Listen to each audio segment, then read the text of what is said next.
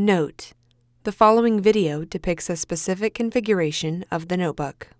The same removal and replacement procedures apply to all configurations of the notebook. Before we begin, remove the top cover and battery. Removal. Important. Make careful note of the routing of the speaker cable for later replacement. Disconnect the speaker cable from its connector on the system board. Remove the speaker cable from the routing channel on the system board.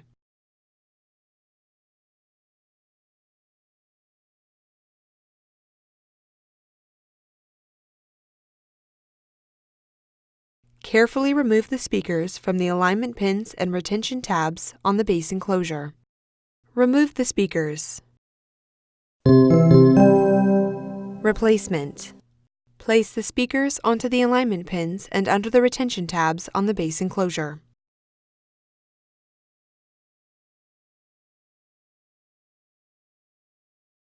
Guide the speaker cable through the routing channel on the system board.